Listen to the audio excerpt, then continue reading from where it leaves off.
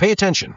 Right when King Von starts talking deep, Lil Durk does something strange. In this interview, Von leans in, about to share more about the streets. But out of nowhere, Durk coughs. The timing feels too perfect. Shit, when you get to that line, have you ever been convicted of... He could then start making... Have you ever No experience is doing nothing. I ain't, you know? Others believe Durk was signaling Von to hold back, stopping him from saying too much on camera. So what do you think? Was it just a coincidence, or was Durk protecting Von from revealing street business?